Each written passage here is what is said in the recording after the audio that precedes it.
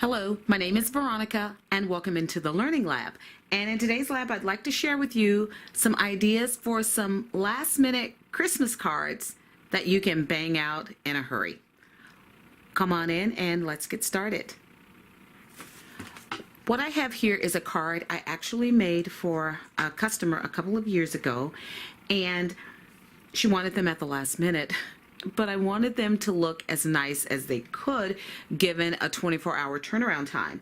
So I went into my cache of stamps and I selected this small one. And I know a lot of times when we're looking at stamps, we tend to want to go with the big and bold, but again, I was in a hurry. So I selected this set from Hero Arts, and it is one from a few years ago. But I used the small nativity scene, and then I used this one, Jesus is the Reason for the Season. And what I did was I stamped it, and then I embossed it in some black ink. That part was probably the most time-consuming part of it all. I die cut them all, replaced it back into the die, inked along the bottom with Distress inks, and then inked around the back doing the same thing, and put a dab of yellow behind the star for a pop. Down here, I cut out Spellbinder die out of some of my glossy basil paper, and then on the inside, I kept it really simple, and I said, "Sing, rejoice, let the bells ring, for it's Christmas time once again." And that one came from a Hero Arts stamp set also, I believe. I thought I pulled it out. If I did, I'll share that one. But that was a very simple card.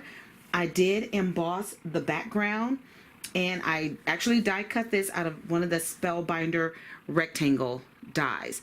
I did it all assembly line fashion, so it was done pretty quickly.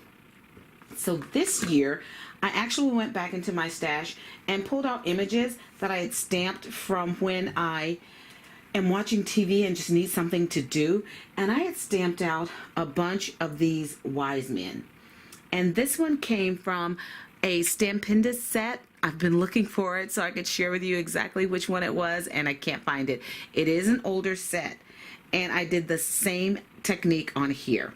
I cut them all out, left them in the die. I did not emboss these guys, but I did do some inking around here, around the sky. I used some of my Sakura metallic markers on the stars, and I just decorated their clothing just however I wanted. Whatever color struck me, I did it. Some I didn't decorate at all. And then the Believe at the top is actually cut from the Anna Griffin Winter Wonderland cartridge. And you will find that on page 8182, and it is, excuse me, you would find that on pages 8182 if you have the handbook. If not, it is image number 41.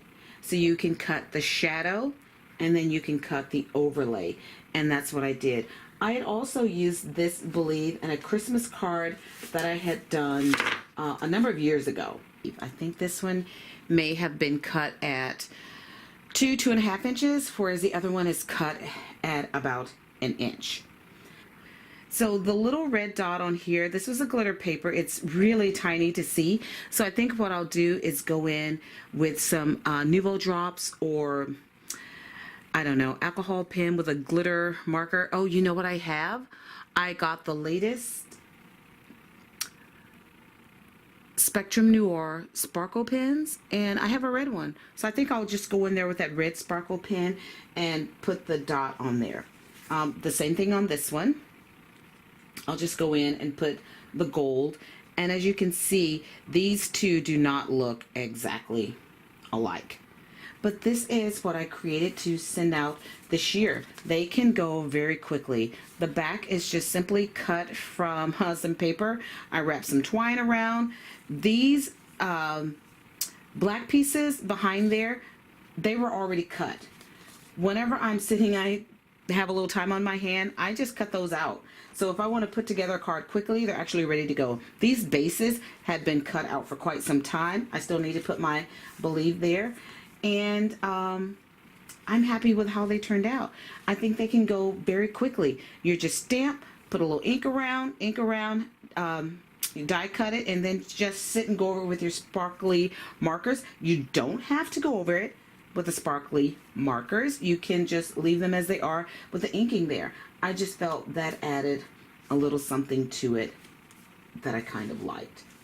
Now, another set that I had done, and it's using some of the paper that Omega shared from a recollection stack. When she shared that, I was like, oh, I have that stack.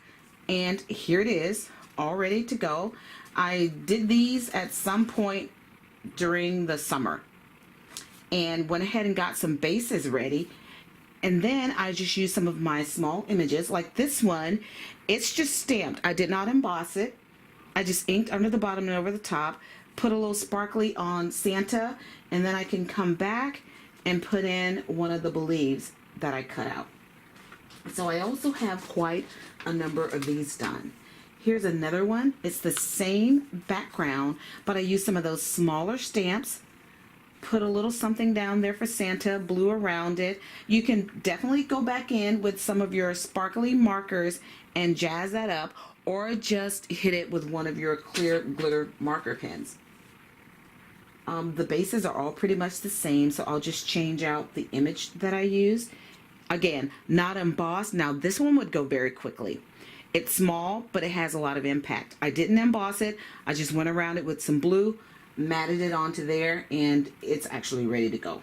This one, I used a different tag to go on there. This is not the one it goes with, but again, same thing. There's Santa with his elves. They're busily working. Put whatever you want in the bottom, glue it, ink it there, mat it, and it's good to go. Now that's one on the square. Here is the same one on an oval. And I'm not sure, okay. So now this one is, let me get rid of this. Let me get one without a bow on it first of all. So this one I did in a circle. You want more of an impact? Then I did it here in an oval. And then you can see just how easily it changes out what you have. But this is what I sit and do sometimes in the summer when I'm just sitting out on the deck watching people driving home from work. I just start cutting and stamping, and I end up with something that's really pretty cool. And then all I have to do, which I do have some of these cut in a beautiful blue, is to put my believe on there. And for this one, I'd probably do one with a black background just so it can pop. You can always go around this image with a glitter pen, a glitter marker, to add some sparkle to it, or you can cut it out of glitter paper. If you're trying to get your cards out in a hurry, I'm going to suggest that you just stamp it, ink it, mat it, it's done. Then if you have the time, just go ahead and take it up a notch and do something similar to this. You'll be glad that you did. As always, thank you for joining me in the lab. Please be sure to check out my blog at inkollusion.blogspot.com. And next time, don't wait so late to get started on those Christmas cards. Until then,